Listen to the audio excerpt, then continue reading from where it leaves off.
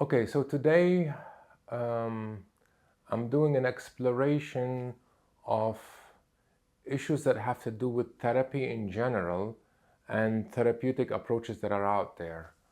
Um, I'm not sure if I've said it in other videos, but I'm bringing my experiences as a psychologist. So I have 3 masters in psychology, one in counseling psychology, that's the last one, and the first 2 are research based. So I'll be drawing from that. Also, today generally I'm taking a very different approach that I've taken in all the previous videos up till now. In the previous videos, I was mainly tapping into my inner experience. So when you see me close my eyes and trying to figure stuff out, that's part of what I want to share with you. I wanted to share with you the difference between being intellectually organized and the difference between that and tapping into an inner world that is not linearly organized, drawing on years of intuitive experience that doesn't come to the forefront immediately. So there is a difference between I know this and this and this, I'm intellectually organized about it, versus following an intuitive internal process. So I did do a video last week where I talked about the area of therapy, my experiences, the general field from an intuitive place, but when I watched it later on, I felt it's too messy and it's not fair on the field of psychology and the mental health professions, which includes psychiatry and social work. So today I'm trying something different. I'm saying this for many reasons. One of them is that if so far you have resonated with my style of delivery, today it might be different and you might not feel the same kind of resonance. And there are reasons behind it, which is that this time I'm more intellectually organized. Also, I'm going to be kind of trying slightly to look at the notes with the corner of my eye. So I'm just sharing with you that I'm open about this. And the last thing about this section is that I'm doing another video where I'm talking about my personal experiences with therapy. So today is about organizing in the best way possible for me today what the field looks like to me. It's not definitive. It's still within my personal experiences and impressions, and I think anything we encounter out there that is written or spoken will always come from a personal experience. My experiences with this field is that no matter how much there is an effort to organize it and make it scientific, my personal experience, and there are some professionals would disagree with me and might not even like what I'm saying, ultimately it does boil down to personal preferences and what we want to bring forth. So I am doing another video and also leaving it open that because today is not definitive, that you might have questions and would like me to explore things further or clarify. So I'm inviting your questions here. Okay. So there was a time when I believed, this is maybe 30 years ago, that everybody should be in therapy. That has shifted over time.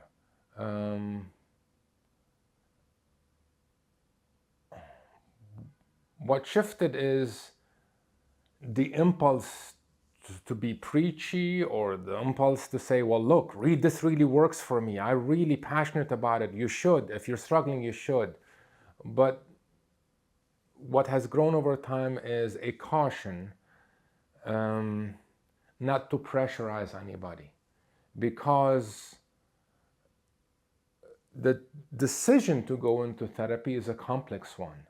There are, the first important thing is a person needs to establish a sense of safety for them. If I venture into going into therapy, it's a very vulnerable process.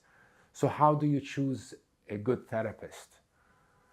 So this session is really about how complex that is, choosing a good therapist, or which model. So I'm literally just exploring the complexities of this rather than giving you something definitive. And the message is that there is nothing guaranteed, and I have an ethical responsibility here to acknowledge, well, my experience says, yes, nothing is guaranteed here, but at the same time, leaving it open enough for you to benefit from my experiences, while being clear, no professional's experience is definitive. Take what you want from this. So now I would like to just give you a general impression of how I see the development of the helping professional of psychology and psychiatry, because they are quite enmeshed, but there's also the social services aspect of it as well. So the field is, in my opinion, no more than 100 years, I don't know, maybe 120 years old. So the way I look at it, I look at the classical models that have developed, and the ones that I have experiences in. So like I said, this is not definitive. So whatever I'm about to name, some other professional says, oh, you missed this approach. That's fine. I'm not trying to be definitive. So for me, the classical one is the development of the field of psychoanalysis. So here it's Freud, and also the post-Freudians. So at this stage, I'm just naming them in general. I might do another video where I need to refresh my knowledge of the history of each, say what I like about it, like about each model, what I might not like about each model, while leaving enough space that these are my personal preferences. If there is something I like, it might not suit somebody else. So for example, from Freud, I love the defense mechanisms, but there's a lot of stuff that I'm not so into today. Like dream work, for example. I did go through that for a while. And there are personal reasons why I'm not that much into the area of dream work today. So there's Freud and the post-Freudians. For me, beyond that, a kind of an extension is Carl Jung. And the main difference between them is, well, for me, the main difference is how they look at the unconscious. For Freud, it's the personal unconscious. For Jung, is the personal and the collective. I won't get into, trying to describe collective unconscious for now. So the collective unconscious and archetypes, I'm just naming them, took me a long time to get my head around them for a couple of reasons. One is Carl Jung's style of writing. Quite often I got more out of those who write about Carl Jung than Carl Jung himself, but I'm very fond of both the collective unconscious and archetypes. On the issue of archetypes, generally I don't recommend a lot of books, but my favorite book on this area is Carol S. Pearson,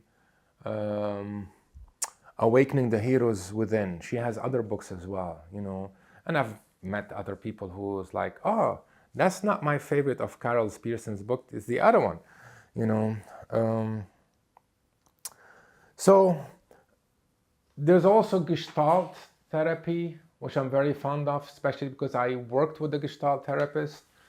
I really like Gestalt therapy, especially, as founder Fritz Perls. I love him as a character, and like any character, there are questions about the character. But I loved his autobiography at the time, In and Out of the Garbage Pail. But I haven't read it in a long time. I don't know. I mean, it'd be interesting to read it again, see how I feel about it. So then I came across cognitive behavior, and humanistic psychology, which is a kind of a break from the medical model. And I'll try to get into the medical model a little bit later on. And then, with existential, this cognitive behavior, which came out of behaviorism and Skinner. And then there's the humanistic models, Carl Rogers. I mean, I just love Carl Rogers. Carl Rogers for me is like the foundation of the therapy that I like, which is all about a break away from the medical model, which, the medical model in general is about you go to a scientist, a doctor, tell them your issues, they make an assessment, you're handing it over to them, to their expertise, and they direct the course of treatment as such. So it's a directive approach. So kind of in relation to that, you had the humanistic model, which kind of says, well, for extreme issues like maybe psychosis, I don't know if they use these, this kind of framing as up, but this is how I see it. That for mainstream issues, the medical model can be seen as disempowering for the client. Again, the word client is different than the word patient. So it's all about re-examining the relationship between the professional and who's coming to you, not seeing them as a patient, but seeing as a client. So that's a shift in perspective already. But the fundamental difference for me between the two is medical model is directive, as in the professional takes over the assessment and the course of treatment. And the humanistic model says this could be disempowering because ultimately you don't know what's going on in the inner world of the client, and to take over could be disempowering. So their approach is to serve the client in being more of an expert on themselves. And the process involves creating a safe environment by which the client talks. And what's really important here, before what the therapist is hearing, is that the client hears themselves. Okay? That's really important. That is like a core principle.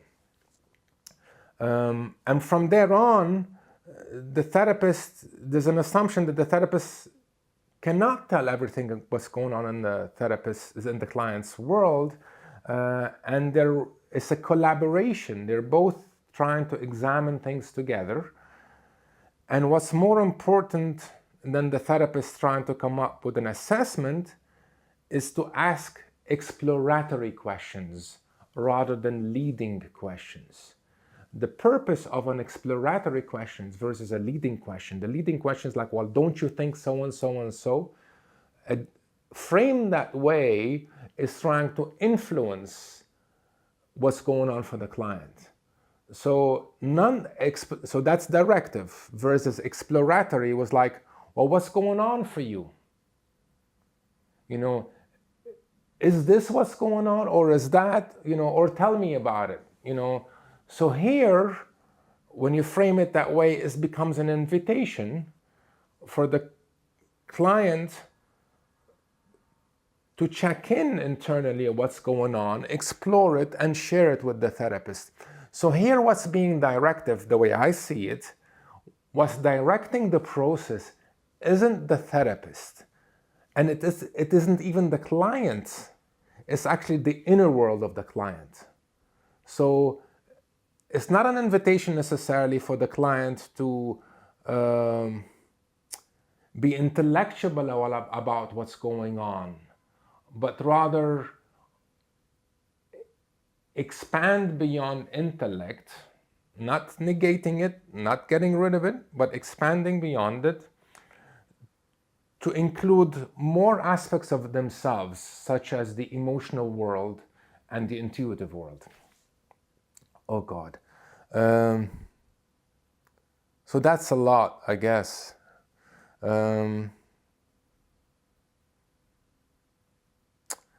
Okay, so that's kind of, the core of what I'm into. And as you can see, my own preferences has already taken over. I spent a lot more time, naming this than naming other approaches.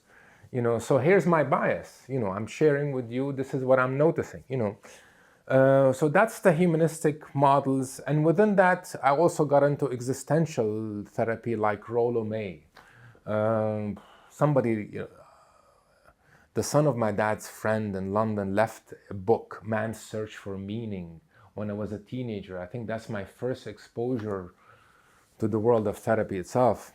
Although I wasn't thinking about it that way, I just found myself interested in the book because I was dealing with, existential issues, because I'd come back to Lebanon and in the middle of the, civil war.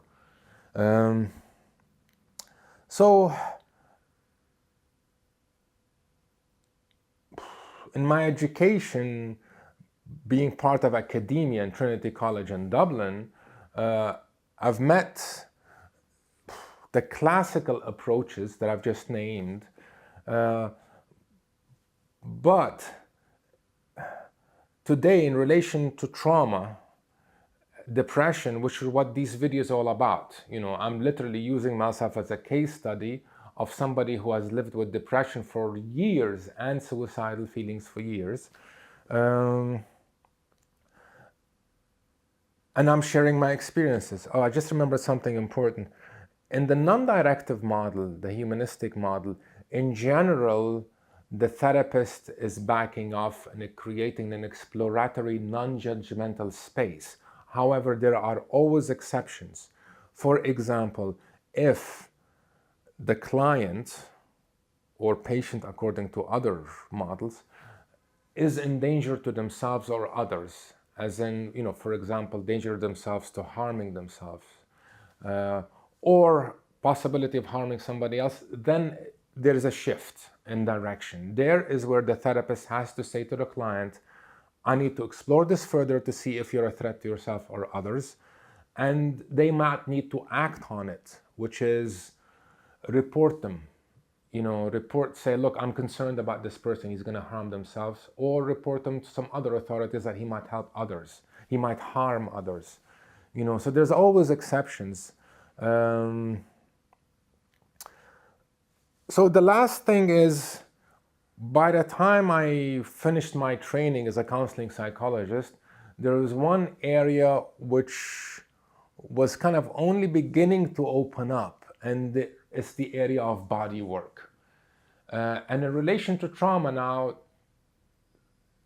that has grown in a significant way in the last 20 years. So take the work of Peter Levine. So it's with the understanding today that trauma lives in the body. That means talk therapy is not enough. So many of the models that I've named earlier on are completely reliant on talk therapy, as in the client tells them stuff and you work it through, as opposed to body work, which is, I've discussed this in another video, but it's the area of body work is about getting into your senses. It isn't just becoming aware of how you feel. It's actually on a sensory level, what's manifesting here. So for example, how do you feel? Well, I feel, to be crude about it, let's say I feel sad. Where does that show up in the body? Is it, and it's like the client might say, well, it's showing up in a constriction in my chest. Okay, let's explore that. So for now, I just want to name the area of body work, which is huge,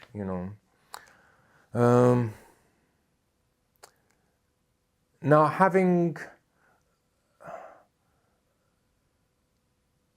named all of these therapeutic approaches, that it could be directive, some of it is directive, some of it non-directive, some of it is the medical model, or some of it may not be. I just want to say that you don't necessarily have to have tension between directive and non-directive, meaning that with the therapist who is generally non-directive, it is actually possible to incorporate other approaches. So whatever you might read out there in the books, this is how they might be classically taught. But today in general, there's a move away from following one model and only one model, because the criticism of that is that you end up trying to fit the client into your model. Personally, when I was training, it was an eclectic training. We were introduced to a lot of different approaches, and that's the one I favor. I favor is trying to learn as many different approaches as possible. And it's like tool boxes for skills for whenever they might be appropriate. So it isn't about trying to figure out what model do I want. So back to the original questions of, well, which therapy approach suits me, and I'm trying to tap into what might be interesting to you as the viewer, which approach is interesting to me, and how do I figure it out. So I'm naming that a lot of approaches out there, but the practice isn't one in general, isn't one of taking only one model, although that still exists. And like I said, there doesn't have to be a clash. You can have one therapist who is generally working with one approach, but might incorporate other approaches. But also, you can have a collaboration between a therapist who's generally non-directive, and therapists training varies depending on what country and different cultures. I don't have training in giving drugs to clients, and I don't have interest in going that way. So if I, when I was working in the field of psychology, if I had a client that I thought was a risk to themselves, I would stop, name it, and encourage them to seek a medical doctor or a psychiatrist, because it's beyond my experience and I have an ethical responsibility to address this. Okay, I'm just going to look at my notes now just to see what else from this area I need to cover. Okay, so a natural question, which was, it came up for me, is like, how do we know which model works best? Now, bear in mind, today, it's not as simple as which model works best, because personally, I would go to a therapist who has an eclectic approach, meaning that they're drawing from various models, and it's not just those models. Today, I would actually want a therapist who's trauma-informed, so not necessarily following a specific model or following other models. Is actually trying to gain experience in whatever is specific to trauma work, which could be very different from other presenting issues. Take two extreme examples. One is a phobia of snakes, for example. That is a very specific issue, and it can be dealt with short-term therapy. But the bulk of these videos is actually talking about how do you work with depression that comes from trauma, not depression that comes from a specific biological imbalance with no history of trauma, although it's difficult to ascertain that there is no trauma, because the first 5 years, the development of memory, we don't know what's going on, and that's a whole other area, whether there is trauma or not. Sometimes the client going to a therapist sees themselves as, well, I don't have any traumas, and I don't want to get into digging up for traumas that might not be there. I want to just deal with this issue. But back to what the purpose of these videos are, I'm naming it as working with depression and possible suicidal feelings in the context of a history of trauma, and usually it's more than one trauma, what is called complex trauma, So coming from that background, and I'm trying to literally address people who have seen my TEDx talk and attracted to me as a therapist, sharing issues that I've had with depression and suicidal feelings. A valid question is, I'm trying to understand various therapeutic approaches that my therapist, that I'm trying to figure out what kind of a therapist, but how do we know it works? So in my training, at least in an undergrad psychology, it was an introduction to separating each model and how they ended up being held accountable over time to whether they work or not. So especially early on, you can have theories about the unconscious, theories about human nature, but these with time got criticized. Well, this is just a theory, dude. It may not be like you're saying at all, And you had models growing as a reaction to somebody theorizing without proof. And today it's a very valid question to ask, well, how do we know how successful each model is? So before I address that, I just want to remind you that even in an extreme case where a therapist says, I follow this model and only this model, which is not that common, but let's say that, take a model where you have 10 therapists belonging to that model and say, I fall under this model. Well, in practice, they're not going to look the same. For many reasons. One, the most important one for me at least, is the human element. The application is never going to be 100% rigid. I did this, and then this, and all of us did this and did this. Mainly because each presenting person is going to be different. Each presenting person is going to have their own way of processing, their own way of relating. And you have the human element of the interaction between the two, chemistry. How do you research and define chemistry? You can't, as far as I'm concerned. So that already makes it complicated in trying to generalize about what each model even does. And then from there on, the next step, well, okay, let's say it generally does so and so and so. How do you research it? Well, if it was a specific definable problem, like a specific phobia, for example, then you say, okay, well, we're going to deal with just this phobia and measure over time whether the phobia still exists or not.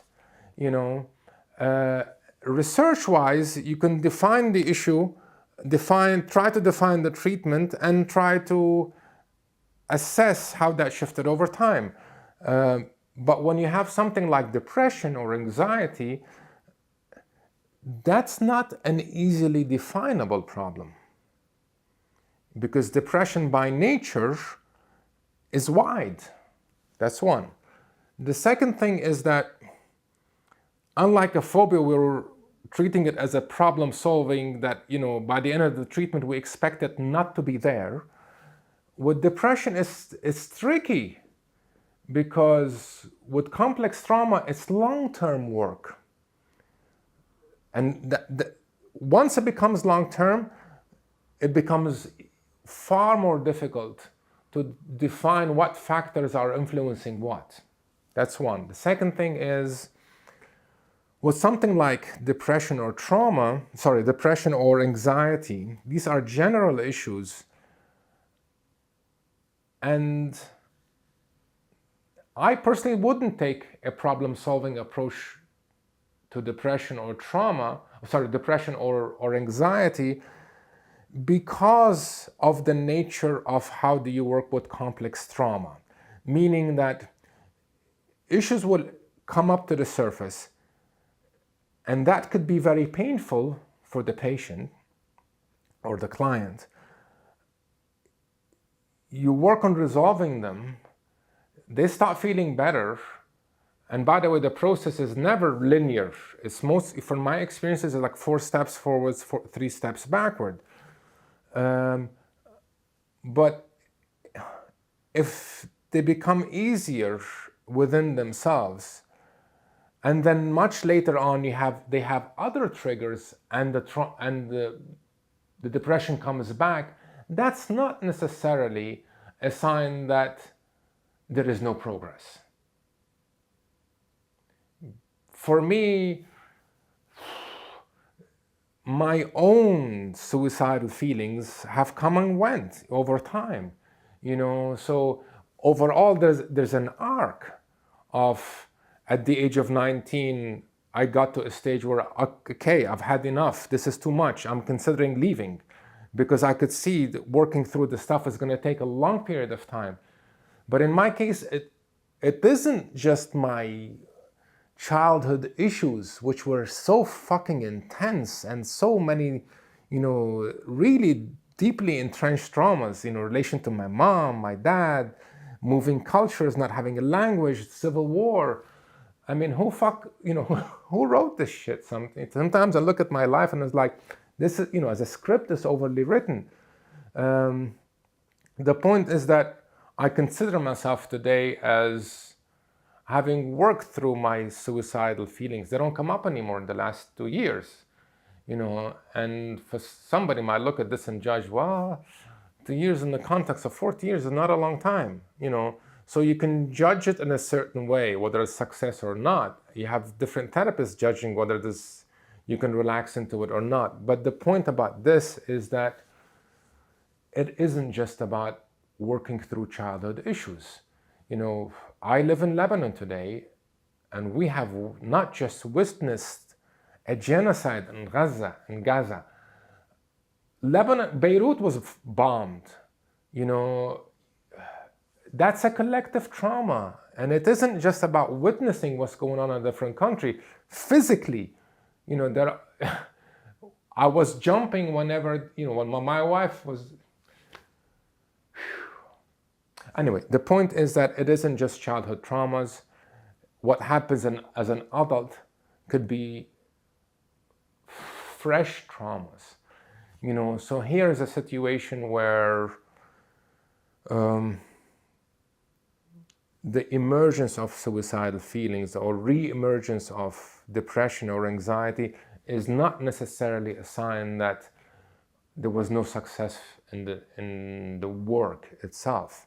As far as I'm concerned, it's a natural physical, biological, psychological, emotional response to current life events, So I'm just giving you a sense of why is it so difficult to scientifically measure why certain therapeutic approaches work or not work. Too many variables, basically. By the way, I just checked with Lara about the delivery, and if some of you are new to this, then you might end up feeling overwhelmed. You might need to watch this again, or hopefully, actually this is the first time I actually typed everything out. So hopefully I'll end up putting this in a PDF format or whatever, so you can actually check and revisit, and ask questions. Okay, I'm gonna look at my notes again. Okay, so continuing on about this question, which models work best? Or how do we know certain models work and certain don't?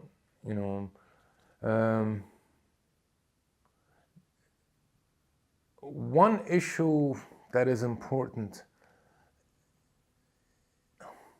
is the byproduct of trying to do scientific research, which is very complicated. It gets more complicated the more issues are general and long-term. But quite often, certain models become more popular because some of them are more measurable than others. Which are the ones that work short-term for definable problems, like cognitive behavior, for example. Because cost, money, is an issue. It's an issue for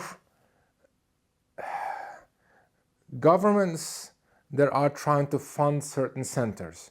For example, I worked in a center for about 4.5 years for adults sexually abused in childhood, Lara Counseling Service, in Ireland.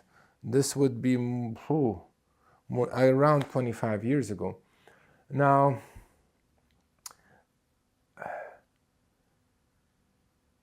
the bodies that are trying to determine whether to give funding to a center or not, sometimes they don't have a background in mental health. So the question becomes for them, tell me which model has been proven scientifically so we can fund you. Otherwise, we're back to religion dynamics, which is like you're saying it works and you're insisting it works, but we're trying to move it into science. So there is a situation where you have therapies that can be of great help, but difficult to prove that they should be funded. Now, luckily, that center, because it's the area of working with adults sexually abused in childhood, there was a general cultural understanding that working with adults sexually abused in childhood, we don't expect that work to resolve with short-term therapy.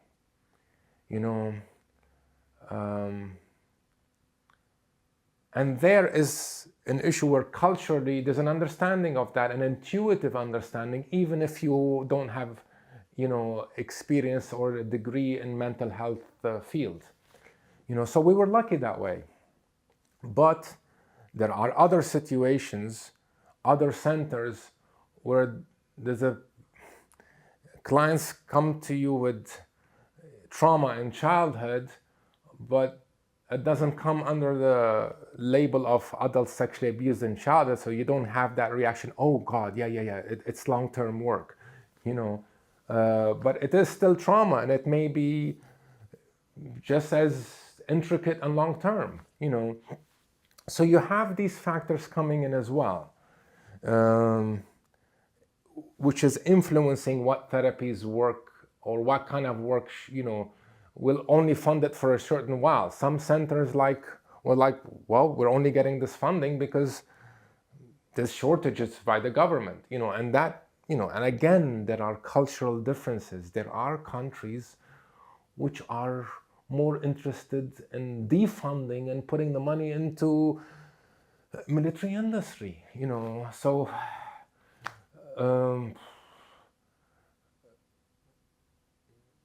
have a check-in, about why certain things are getting funded and not. There are countries which There's a lot of funding and recognition that mental health is really important. Other countries are like, oh, fuck that shit, but they don't say it obviously that flippantly, I'm gonna look at my notes again.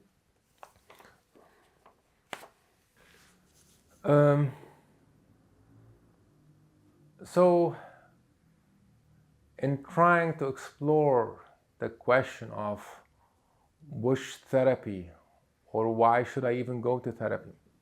Actually, no, I'm not dealing with why to go into therapy. Not yet, anyway. But the question of, okay, so there are all of these factors to consider. Here's something which maybe some professionals wouldn't like me to say, but my loyalty is to you, the viewer.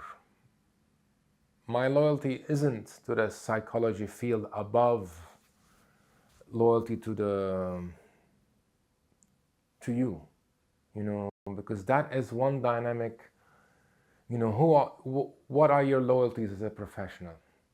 And it's very common in all professions for over time, and there, I was part of a psychology department where they did a research an external research, independent, and one of the things what it said at the time was like the loyalties of the professionals is shifting more towards the field itself, to the profession, than to the clients. And that's very common. We've seen it in everything. We've seen it in religion.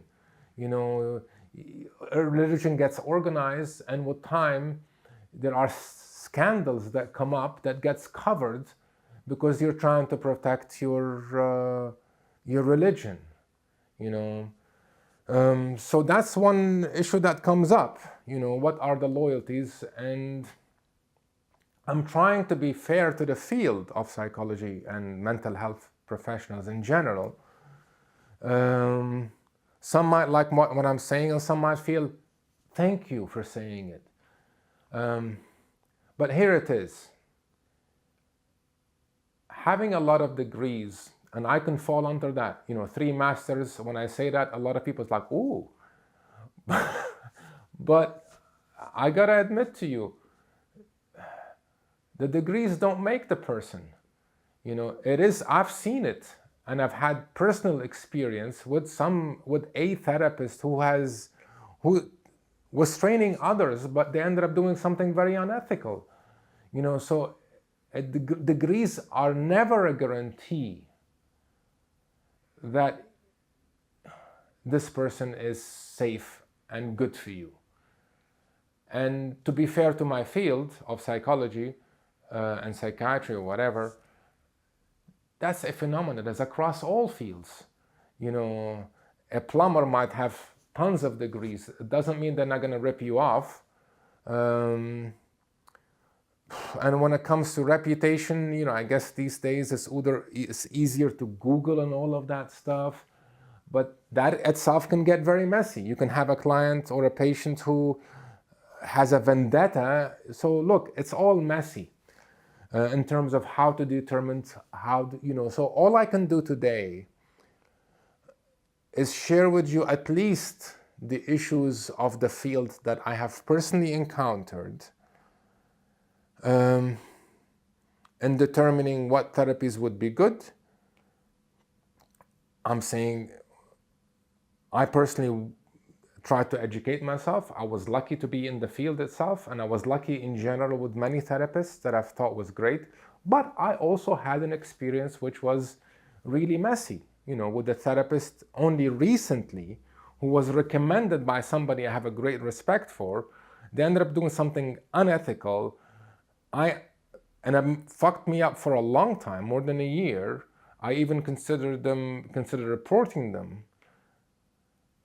But at the end of the day, the summary of all of this is that, at least for me personally, I cannot see how it have gotten here today without a lot of help. And do I have regrets about that therapist, which ended up being messy? No, not for 1 second, because personally I'm very comfortable that me seeking help involves a certain amount of risk, and overall it has been worth it for me. And overall, it hasn't shaken my belief in doing inner work. If anything, it made me more realistic about the frailty of the human being in general. But I am so committed to inner work, and that doesn't have to come under the banner of psychology or psychiatry or whatever. You can even put it down to a spiritual quest, or more down to earth. I want to work on myself so that I can be more loving to people around me that I love, that make life worth living and staying here for. And I also want to try to make life not just okay, but I still believe that even after, there's a part of me, the accountant, that says to me, you are 57, you've had way more pain than joy. That you've had a lot of great things, but you've had far more pain than joy, and you're not going to live long enough for the accountant on paper to show you that you managed to have more joy than pain. Once I recognized that part of me, I was able to step back, and a hope opened up in me that it is not about numbers. I still believe that overall my life has potential of being so beautiful that I'm anchored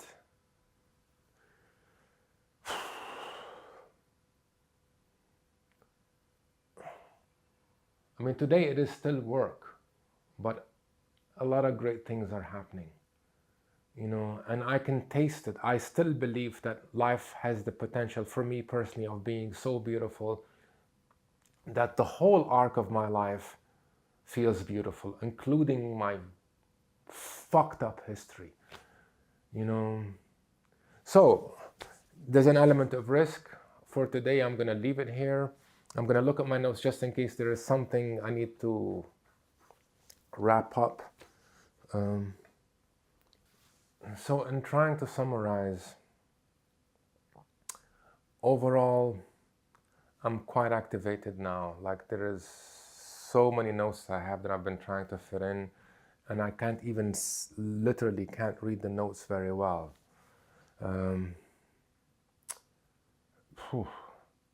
So just to acknowledge, in general, I believe seeking any help and opening up to another human being will involve an element of risk.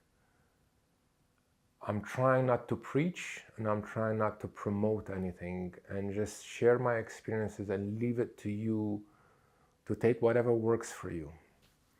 I will be trying to do another video on my personal experiences with therapy to give you a sense of what it might look like. Again, not trying to promote anything, just sharing my preferences, and that might help you actually feel, well, I actually like that approach, or maybe just the opposite, saying what works for him doesn't work for me. So I'm not putting myself out as any sort of role model or a person who has got to a place of arrival. This is unraveling work, so for me, there is an element of risk into opening up to another human being. Still, personally, I feel I couldn't have gotten here without the help. And for me, I took risks, and while there were certain experiences which were really messy and I got hurt by them, overall, zero regrets about them so far. Look, I mean, in many ways, this is the best that I can give you of today. You know, the way I'm framing things might not make the 30 years ago idealistic Sami so happy. You know, it's like, you know, because I was very eager back then. You know, and in 20 years' time, I might look at this and say, dude, I would frame things differently. You know, so this is the best I can come up with for now. And I also want to acknowledge that personally, I love inner work and I take to it very well. You know, there are some people who, all of these models that I've named, I say, I actually don't like talk therapy at all. So I actually forgot to name it. I should have named it earlier on. That there are models that address this issue of some people not taking to talk therapy. There are approaches that try to work indirectly, like sand therapy, like music therapy, like art therapy, or even physical work. So again, I should probably do another video at some other point and go into, you know, and I have experience in all of these. And there are other models that I'm not aware of that could be good for me today. So I'm constantly trying to expand. And I'm also maybe working too hard and I should be chilling out, you know, so it's a work in progress. I'm not a role model for anything. But I'd like to acknowledge something, which is not only do I personally love this work and I'm attracted to it, even though it's painful, but it's like the same thing that happens with my relationship to music. I'm committed to music. It means so much to me, but it also brings me a lot of pain. But I see the pain as part of growth. God, I'm tiring myself here. I hope I'm not tiring you. Actually, I welcome your comments. You know, I can redo this video if it doesn't work for some of you that have enjoyed the previous videos. I can talk slower or whatever you need, you know. Hopefully I can do this work again. The other thing to acknowledge is I've been privileged financially to afford this work. You know, it has been costly, and I did get financial aid from my dad. You know, some of you might not have that privilege. You know, some of you, the question of should you go to therapy or not and the cost is a very valid issue. You know, so I'm not trying to preach. I'm trying to own this. But for now, I'll stop here and just reminding you, I'm hoping to do other videos. I'm also welcoming your questions. If you need clarification or whatever. Namaste.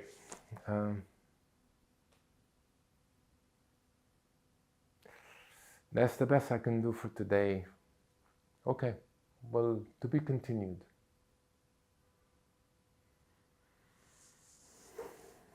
That's good. Well, I have to watch it.